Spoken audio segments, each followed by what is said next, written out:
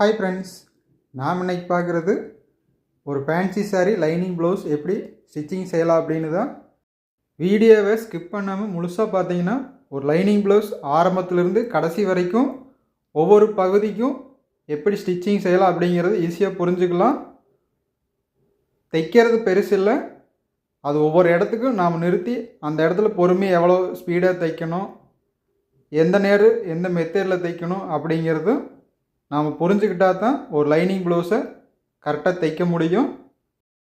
இப்போ தைக்கக்கூடிய ஸ்டிச்சிங் ப்ளவுஸோட cutting video நான் ஏற்கனவே போட்டுக்கிறேன். இப்போ நாம் பார்க்குறது தான் அளவு ப்ளவுஸு. இது ஏற்கனவே நான் கட்டிங் செஞ்சு வீடியோ வந்திருக்கு. அதே அளவு தான் திரும்பவும் இப்போ கட்டிங் செஞ்சு நம்ம தைக்க போகிறது. அந்த வீடியோட லிங்க்கு கீழ் சைடு இருக்குது, அதை டச் பண்ணிங்கன்னா அந்த கட்டிங் வீடியோ பார்த்துக்கலாம். ப்ளவுஸ் கட்டிங் செஞ்சதும் பிசிறு வராமல் இப்படி ஒவ்வொரு கிளாத்தை மடித்து வச்சிட்டோம்னா பிசிறு எங்கேயும் சைடில் வராது. நம்ம தைக்கும்போது அப்படியே லைனாக எடுத்து வச்சு ஒவ்வொரு கிளாத்தை தைச்சிக்கலாம். உள் சைடுக்கு மார்க் பண்ணி விட்டுறலாம். இது ரெண்டு சைடு ஒவ்வொரு கலராக இருக்கும். பேக் சைடு இந்த கிளாத்துக்கு இந்த மாதிரி ஸ்டிச்சிங் செஞ்சுக்கலாம். 1.5 இன்ச்சு கட் பண்ணி விட்டதை மடித்து விட்டுக்கலாம். நம்ம மடித்து விட்டதுலேயே தையல் அடித்தோம்னா பிசிறு உள் சைடு போகிற மாதிரி வந்துடும். தையலும் அதுக்கு அடிச்சுக்கலாம். கிளாத்தில் மேல் சைடு வர்றதை மட்டும் மேலே வர மாதிரி வச்சுக்கலாம். உள் சைடு போகிறத அப்படியே உள்ளே விட்டுடலாம். லைனிங் கிளாத்தை அது மேலே வச்சு அடித்து அப்படியே திருப்பிக்கலாம். சைடில் ஒரு 1/4 இன்ச்சு மட்டும் எல்லா பக்கம் துணி இருக்குது, அது சரியாக இருக்கான்னு எடுத்து வச்ச பின்னாடி நாம் மடித்து விட்டதுலேயே தையல் அடிச்சுக்கலாம்.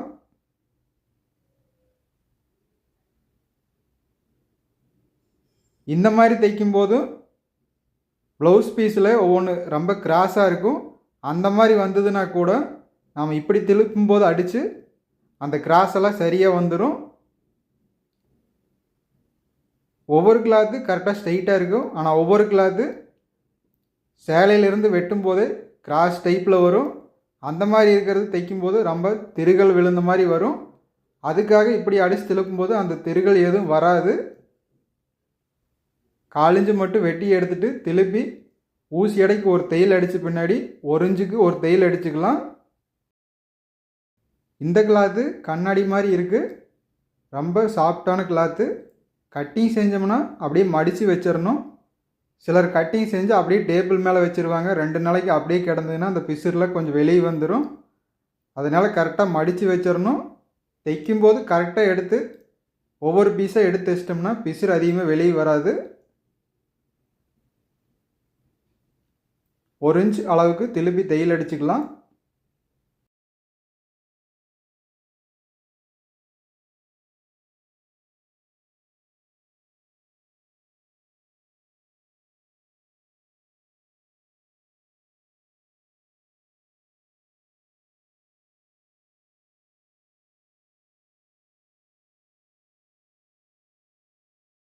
Hey there.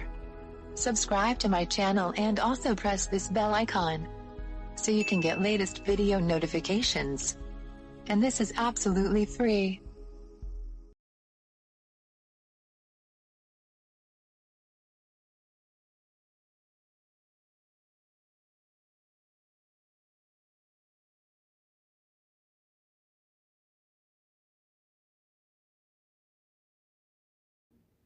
மேல் சைடு லைனிங் கிளாத்தில் ஒரு தையல் அடிச்சுக்கலாம். சுற்றியும் பெரிய தையல். ஒவ்வொரு இடம் திரும்பும்போதும் இப்படி நிறுத்தி எங்கேயாச்சும் லூஸ் இருக்கா அப்படின்னு பார்த்து கிளாத்தை சரி பண்ணிக்கணும். இது ப்ளவுஸ் முழுக்க இதே மாதிரி மெயின்டைன் பண்ணால் தான் கரெக்டான அளவில் வரும்.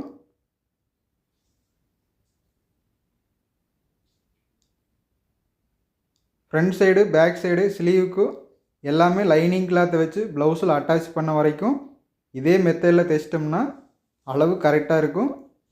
அதுக்கப்புறம் நாம் சைடில் ஜாயின் பண்ணுறது எல்லாம் பார்த்துக்கிட்டோம்னாவே ஒரு லைனிங் ப்ளவுஸ் கரெக்டாக வந்துடும்.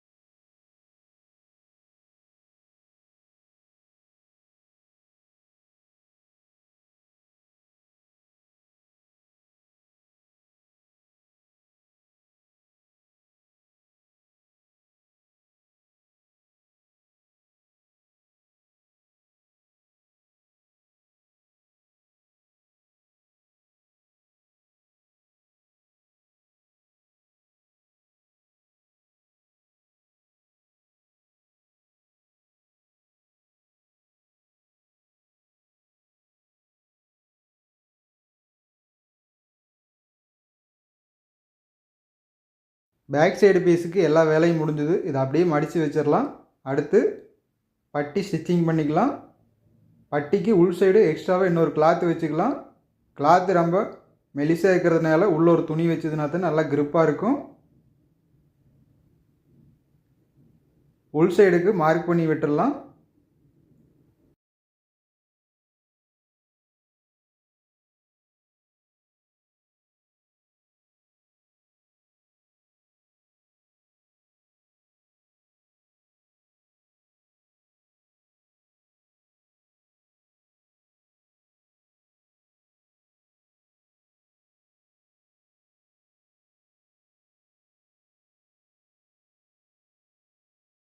பட்டி ஸ்டிச்சிங் செய்கிறதுக்கு எக்ஸ்ட்ராவாக வெட்டின கிளாத்தை ஃபஸ்ட்டு வச்சுக்கலாம். அதுக்கு மேலே ப்ளவுஸ் கிளாத்தில் மேல் சைடு எது வருமோ அதை வச்சுக்கலாம். அதுக்கு மேலே லைனிங்கில் வெட்டின பட்டி பீஸ் வச்சு அப்படியே அடித்து திருப்பிக்கலாம். ஒரு பட்டி தைக்கிறது இவ்வளோ தான் எக்ஸ்ட்ராவாக கிளாத்து வச்சு தைக்கும்போது 1/4 இன்ச் 1 பாயிண்ட் அளவுக்கு மட்டும் தையல் அடிச்சுக்கலாம். அப்போ தான் சரியான அளவு வரும். நாம் கட்டிங் செஞ்சது சைடுலேயும் எச்சு கம்மி வராமல் கரெக்டான அளவு வரும். ஒவ்வொரு இடத்துக்கு நம்ம தைக்கும் போதும் 1/4 இன்ச் 1 பாயிண்ட் அளவுக்கு மட்டும் தையல் அடித்தோம்னா தான் எல்லா இடத்துக்குமே சரியாக வரும். நான் கட்டிங் செய்யும்போது அதே அளவுக்கு தான் கட்டிங் செஞ்சுருப்பேன். ஷோல்டர் ஜாயின் பண்ணும்போதும் ஸ்லீவ் ஜாயின் பண்ணும்போதும் பட்டிக்கு தையல் அடிக்கும்போது எல்லா தையலும் இதே அளவில் வரணும். அப்போ தான் ப்ளவுஸில் அளவு எப்பவுமே சரியான அளவில் வரும். ஒரு இடத்துக்கு 1/4 இன்ச்சுக்கு தையல் அடிக்கிறது, இன்னொரு இடத்துல 1/2 இன்ச்சுக்கு தையல் அடிக்கிறது, இப்படி மாற்றி மாற்றி தைச்சோம்னா நம்மளுக்கும் நாம் என்ன அளவில் தைக்கிறோம்னு புரியாது. அளவு ஒவ்வொரு இடத்துல மாறி வரும். அதனால எப்போ தைக்கும்போதும் அளவு மட்டும் ஒரே அளவில் தைச்சோம்னா தான் கரெக்டான அளவில் வரும். இதை அப்படியே மடித்து ஒரு தையல் அடிச்சுக்கலாம். 1/4 இன்ச் அளவுக்கு மட்டும் மேல் சைடு.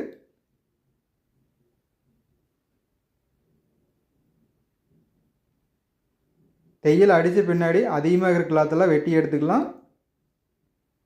இதுக்கு ஓவர்லாக் போடுற மாதிரி அடிச்சுக்கிறனாலும் அடிச்சுக்கலாம். நான் இதுக்கு தைக்கிறது பிசுறு உள் சைடு போகிற மாதிரி. அதுக்கு எப்படி தைக்கணும்னு நான் ஏற்கனவே வீடியோ போட்டிருக்கிறேன். இருந்தாலும் இதில் எப்படி தைக்கலாம் அப்படிங்கிறது கரெக்டாக சொல்லிடுறேன். பேக் சைடு மாறாமல் இருக்க வெட்டி விட்டுடலாம்.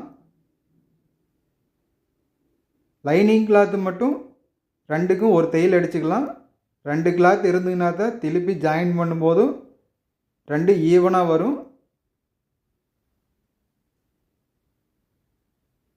இதை அப்படியே திருப்பி வச்சுக்கலாம். பேக் சைடு 2ம் ஆப்போசிட் இருக்குது. அளவு 2மே ஒரே மாதிரி இருக்குது. ஃப்ரண்ட் பீஸுக்கு சுற்றி தையல் அடித்த பின்னாடி பட்டிக்கு இன்னொரு தையல் அடிச்சுக்கலாம். நான் அப்படியே எடுத்து வச்சிட்டேன். இதுக்கும் ஆப்போசிட் வச்சுக்கலாம். உள் சைடுக்கு மார்க் பண்ணி விட்டுடலாம்.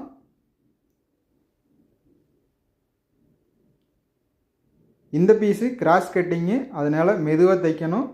வளைவான இடம் வரும்போது மட்டும் கிளாத்து தூக்குன மாதிரி வரும். அது எல்லா பீஸுக்குமே அந்த மாதிரி தான் வரும். இந்த நேர் மட்டும் மெதுவாக நிறுத்தி தைக்கணும். இல்லைன்னா ஒரு சைடை இழுத்த மாதிரி வந்துடும். அது ஒவ்வொரு கிளாத்தை பொறுத்து. இதே சிந்தட்டிக்காக இருந்ததுன்னா கிராஸ் கட்டிங்க்கு நல்லா தூக்குன மாதிரி வரும்.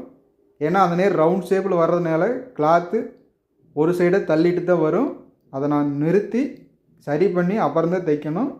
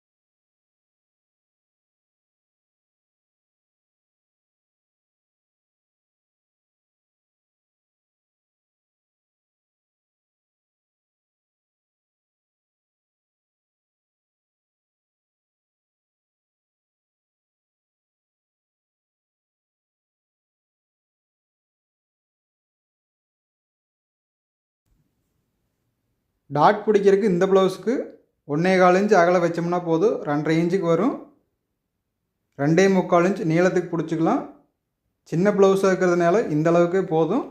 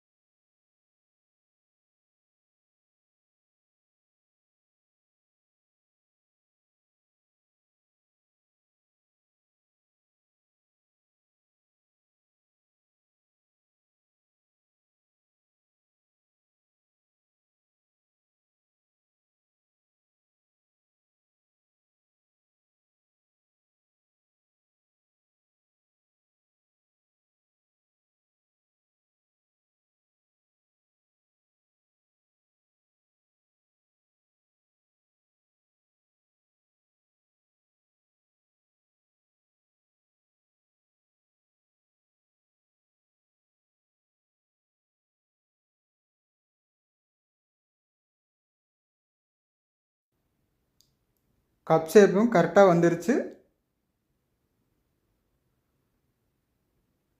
ஃப்ரண்டில் 2 பீஸும் ஒரே அளவு இருக்குது. பட்டிக்கு ஒரு தையல் அடிக்காமல் அப்படியே எடுத்து வச்சுருக்கு. மேல் பீஸு மட்டும் அப்படியே திருப்பி வச்சுக்கலாம். கீழே இருக்கிற 2 பீஸுக்கும் ஒரு தையல் அடிச்சுக்கலாம். பிசுறு உள் சைடு போகிற மாதிரி தைக்கணும்னா இந்த தையல் அடித்து அதுக்கு பின்னாடி ஜாயின் பண்ணோம்னா மட்டும்தான் கீழே வரும்போது கிளாத்து 2 ஒரே அளவில் வரும். அதுக்காக தான் எக்ஸ்ட்ரா இன்னொரு கிளாத்து வைக்கிறது. கெட்டியான கிளாத்தாக இருந்ததுன்னா தேவையில்லை. கிளாத்து ரொம்ப மெலிசாக இருக்கிறதுனால 2 கிளாத் இருந்ததுன்னா தான் மேலே நாம் வச்சு தைக்கும் போதும் அந்த கிளாத்து கெட்டியாக வந்துடும். ஏன்னா பட்டியில் இருக்கிற இன்னொரு கிளாத்தும் ப்ளவுஸில் இருக்கிறது சேரும்போது கெட்டியான அளவுக்கு வந்துடும். அதே திக்னஸில் கீழேயும் கிளாத் இருந்ததுன்னா தான் 2 கிளாத்து ஈவனாக வரும். பட்டி அடித்து திருப்பும் போதும் சரியான அளவில் இருக்கும். ப்ளவுஸை பட்டியில் மேல் சைடு வச்சு தையல் அடிச்சுக்கலாம்.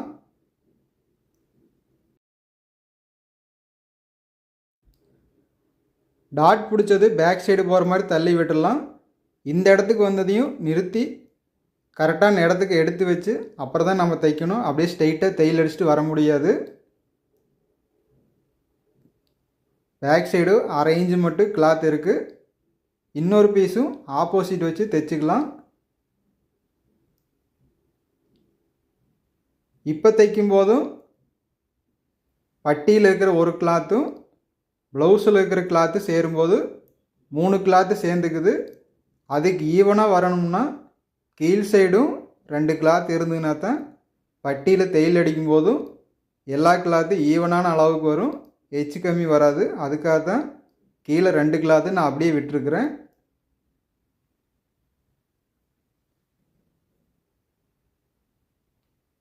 இப்போ எல்லாமே சரியான அளவுக்கு வந்துருச்சு.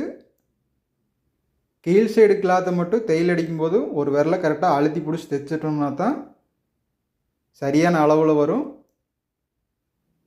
அதிகமாக அழுத்தி பிடிச்சி தைக்க வேண்டியதில்லை. கிளாத்தை லூஸ் விடாமல் இழுத்து பிடிச்சிட்டோம்னாலே போதும். ஏன்னா இந்த கிளாத்து கொஞ்சம் லூஸ் வராமல் கொஞ்சம் கெட்டியான தன்மையில் இருக்குது. இதை அப்படியே உள் சைடு மடக்கி வச்சிடலாம். இதை அப்படியே திருப்பிட்டு போனோம்னா அந்த பிசுறு மட்டும் மேலே வர்ற மாதிரி வச்சுக்கலாம். உள்ளே இருக்கிற பீஸும் தையலில் படாத அளவுக்கு தள்ளி விட்டுக்கலாம். இப்போ நாம் ஒரு தையல் அடிச்சிருப்போம், அந்த தையல் மேலேயே ஒரு தையல் அடிச்சுக்கலாம். தையலுக்கு உள் சைடு வந்தாலும் பரவாயில்ல, ஒரு பாயிண்ட்டுக்குள்ளே. தையலுக்கு வெளி சைடு வந்தோம்னா திருப்பும் போதும் அந்த தையல் மேல் சைடு தெரியும்.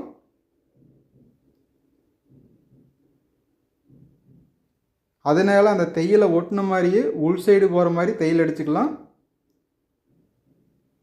உள்ளே இருக்கிற பீஸு மட்டும் நம்ம அப்படியே உள்ளே தள்ளி விட்டுக்கலாம். இந்த ப்ளவுஸில் பட்டி கொஞ்சம் அகலமாக இருக்கிறதுனால தைக்கிறது கொஞ்சம் சுலபமாக தான் இருக்கும். இதே பட்டி கொஞ்சம் சின்னதாக இருந்ததுன்னா கட்டிங் செய்யும்போதே ஒரு 3 இன்ச்சு அளவுக்குள்ளே மட்டும் இருந்ததுன்னா இந்த மாதிரி தைக்கிறது ரொம்ப பொறுமையாக தைக்கணும். இல்லைன்னா இந்த தையல் அடிக்கும் போதும் உள்ளே இருக்கிற கிளாத் வந்து இந்த தையலில் பட்டு உள்ளே மாட்டிக்கும். அகல சின்ன பட்டியை வந்ததுன்னா அதுக்கு எப்படி தைக்கிறதுன்னு கீழ் சைடு லிங்க் தரேன். அந்த வீடியோ பார்த்தீங்கன்னா அது வேறு மாதிரி மெத்தேடில் தைச்சிருக்கும். பிசுறு உள் சைடு போகிற மாதிரி தான். அதை பார்த்து நீங்கள் தெரிஞ்சுக்கலாம்.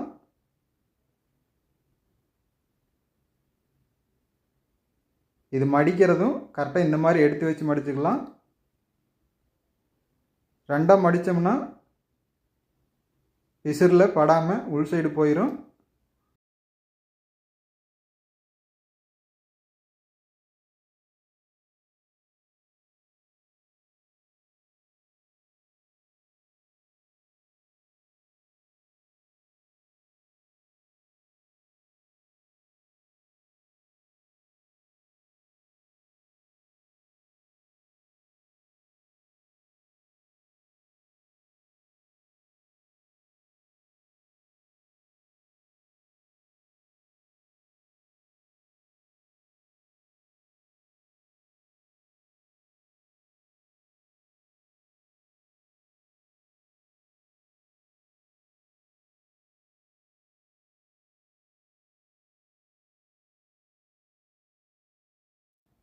வளைவான இடத்துக்கு மட்டும் கட் பண்ணி விட்டுக்கலாம்.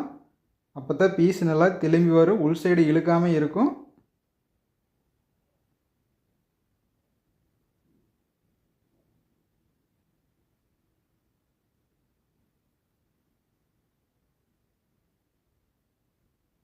இப்போ சைடில் ஒரு கிளாத்து வெளி சைடு தெரியுது, அதை அப்படியே மடக்கி விட்டு எடுத்தோம்னா மெதுவாக எடுக்கலாம், இல்லைன்னா பிசுறு கொஞ்சம் வெளியே வந்துடும்.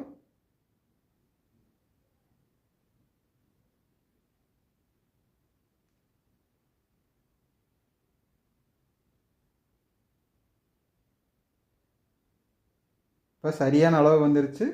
கட் பண்ணி விட்டதுனால சுருக்கம் எதுவும் இல்லாமல் கரெக்டாக திரும்பி வந்துருச்சு. உள் சைடும் எல்லா கிளாத்தும் ஈவனாக இருக்குது, எங்கேயுமே இழுத்த மாதிரியும் சுருக்கம் எதுவும் இல்லை. இன்னொரு பீஸுக்கும் அதே மாதிரி எடுத்துக்கலாம்.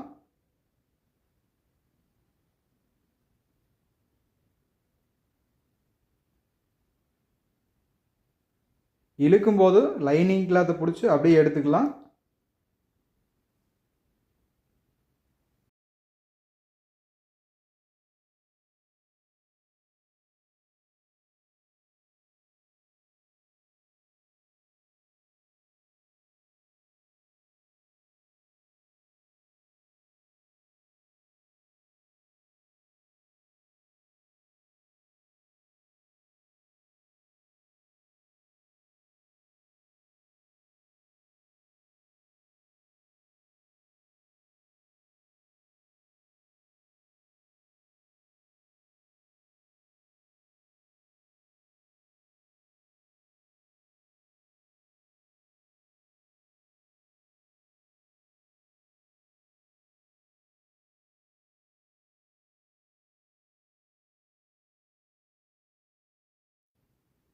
சைடில் 2 கிளாத்து ஒரே அளவு இருக்குதான்னு வச்சு பார்த்துக்கலாம். நான் ஏற்கனவே இதே அளவில் 4 ப்ளவுஸ் தைச்சதுனால அதுலேயும் சரியாக வந்ததுனால நான் பட்டியில் ஒரு தையல் அடித்ததையுமே செக் பண்ணாமல் அப்படியே விட்டுட்டேன். ஒரே ப்ளவுஸ் தைக்கும்போது முதல் ப்ளவுஸையும் நம்ம செக் பண்ணிட்டோம்னா எல்லாம் ஒரே அளவு தான் வரும். அதனால் அடுத்து தைக்கும்போது நாம் அப்படியே வேகமாக தைச்சிக்கலாம். நாம் செக் பண்ணிகிட்டு இருக்க வேண்டியதில்லை. அப்படியே வந்ததுனாலும் ஒரு பாயிண்ட்டுக்குள்ளே தான் அதிகமாக வரும். அதை மட்டும் லைட்டாக வெட்டி விட்டுடலாம், அவ்வளோதான். அடுத்து ஷோல்டர் ஜாயின் பண்ணி ஓவர்லாக் போட்டுக்கலாம்.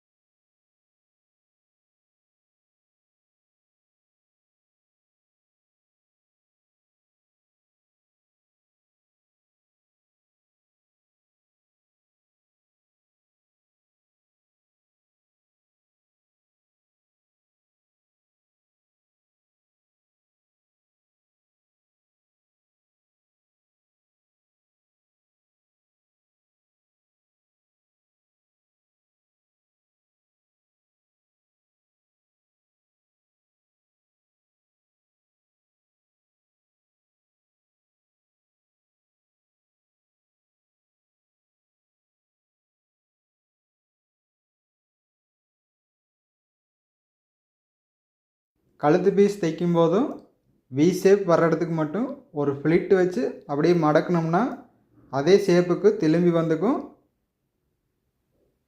திரும்பி தையல் அடிக்கும்போதும் அதே மாதிரி கட் பண்ணி விட்டுக்கலாம்.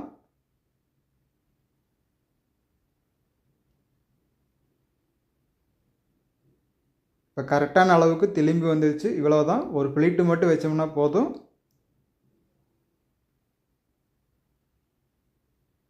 ஷோல்டர் ஜாயிண்ட்டு பேக் சைடு போகிற மாதிரி தள்ளி விட்டுடலாம். தையல் அடித்த பின்னாடி ஒரு பாயிண்ட் அளவுக்கு மட்டும் கட் பண்ணி எடுத்துக்கலாம். அப்போ தான் பிசிறு வெளி சைடு வராது தையல் அடிக்கும் போதும்.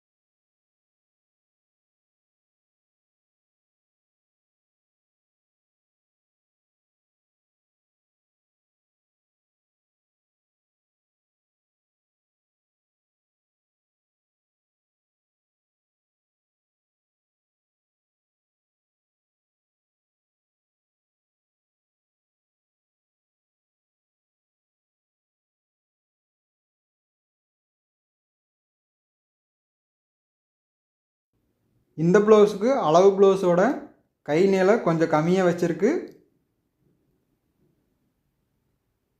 ஸ்லீவுக்கு உள் சைடு தையல் போகிற மாதிரி அடிச்சுக்கலாம். மேல் சைடு தையல் எதுவும் வராது. அதனால் 1 இன்ச் அளவுக்கு எக்ஸ்ட்ராவாக துணி விட்டுருக்கு.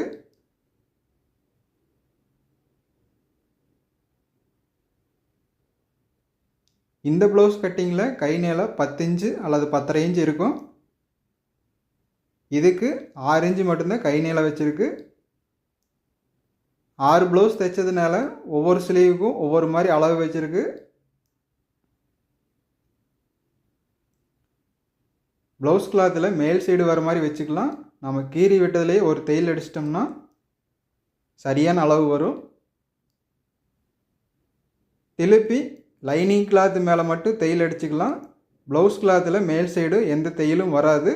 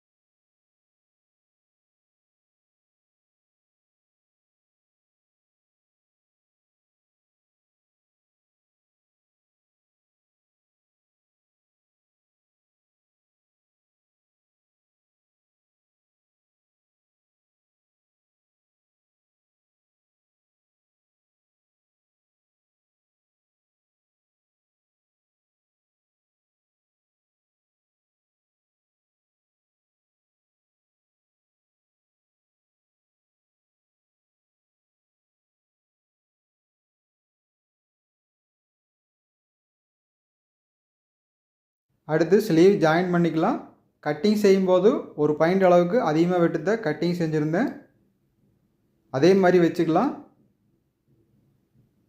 1/4 இன்ச் ஒரு பாயிண்ட் அளவுக்கு மட்டும் தையல் அடிச்சுக்கலாம். கட்டிங் செஞ்ச மாதிரியே ஒவ்வொரு இடத்துக்கும் நம்ம தையல் அடித்தோம்னா எங்கேயுமே எச்சு வராது. வந்ததுனாலும் அந்த ஒரு பாயிண்ட் அதுக்குள்ளே மட்டும்தான் வரும். கிராஸ் கட்டிங் வரும்போது மட்டும் சைடில் ஒவ்வொரு கிளாத்து அதிகமாக லூஸ் கொடுக்கும். அதுக்கு மட்டும் பட்டியில் தையல் அடிக்கும்போதே ஒரு பாயிண்ட் சேர்த்தி அடிச்சுக்கலாம். அல்லது கட்டிங் செய்யும்போது ஃப்ரண்ட் பீஸில் மட்டும் கிராஸ் கட்டிங்கில் ஒரு பாயிண்ட்டுக்கு கம்மியாக வெட்டிட்டோம்னா சரியான அளவு வந்துடும். அந்த துணி லூஸ் கொடுக்கறதுக்கும் எல்லாம் சரியாக வந்துடும்.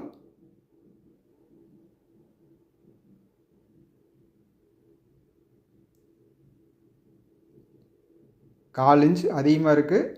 கட்டிங் செய்யும்போது அப்படியே விட்டு கட்டிங் செஞ்சுருந்தேன்.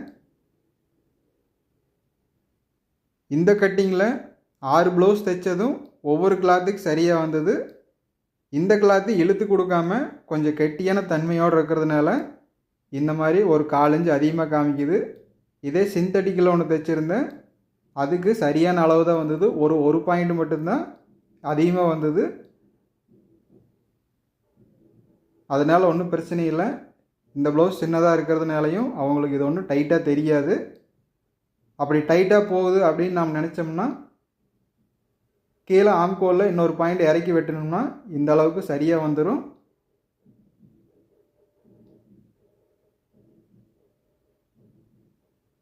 கட்டிங் செய்யும்போது அப்படி செஞ்சிட்டோம்னாலும் நாம் அவங்களுக்கு என்ன தேவையோ அது ப்ளவுஸ் தைக்கும்போது அதை பார்த்து சரி பண்ணிக்கலாம்.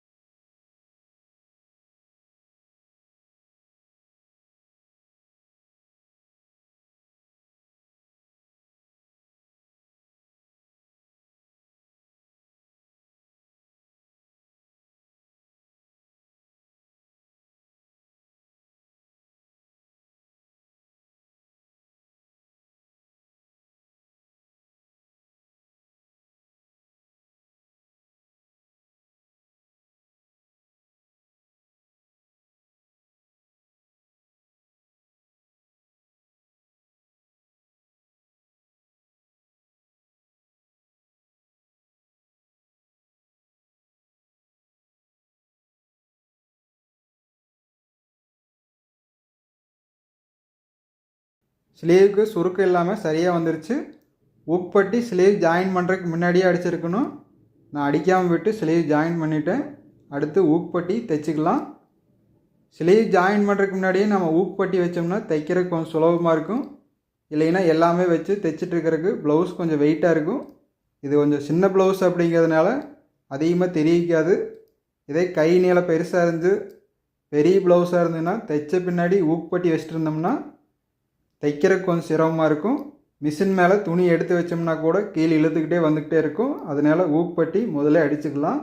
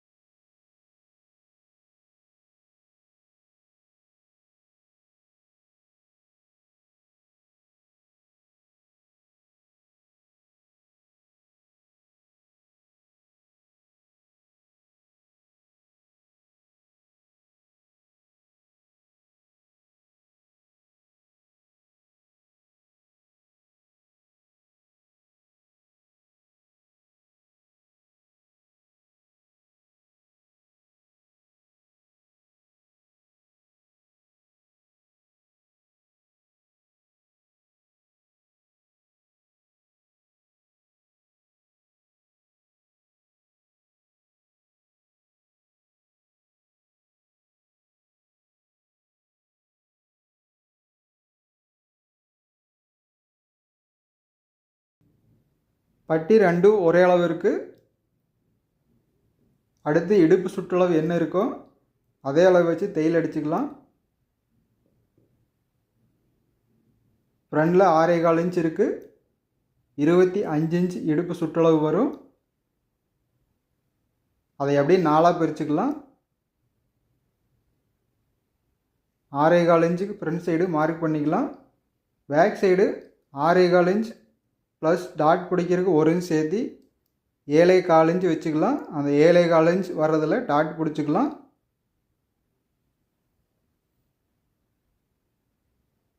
பேக் சைடில் ஒரு 1/2 இன்ச் அதிகமாக வரும்.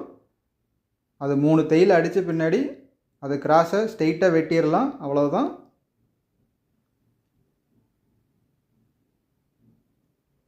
பட்டி அளவுக்கு தையல் வந்ததையும் மேல் சைடு ஆம்கோல் பகுதியில் கரெக்டாக பீஸ் எடுத்து வச்சு அதுக்கு பின்னாடி ஸ்ட்ரெயிட்டாக தையல் அடிச்சுக்கலாம். அடுத்து கை லூஸ் என்ன வேணுமோ அந்த அளவுக்கு மார்க் பண்ணி தையல் அடிச்சுக்கலாம். இப்போ தையல் எங்கேயும் கிராஸாக போகாது, கரெக்டாக ஸ்ட்ரெயிட்டாக வந்துடும்.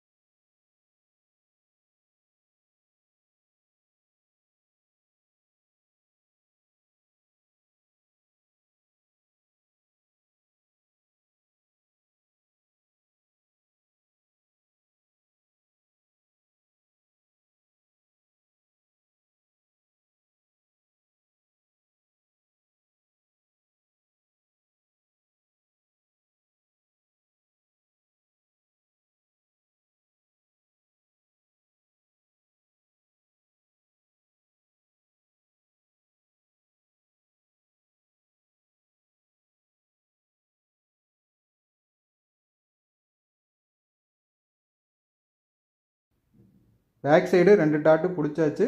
டாட் பிடிக்கும் போதே நான் ஒரு பாயிண்ட்டு ரெண்டுலேயும் கம்மியாக வச்சுருந்தேன். ஏன்னா இடுப்பு லூஸு ஒரு 1/2 இன்ச் அதிகமாக கேட்டிருந்தாங்க. அதனால் சரியான அளவு வந்துருச்சு.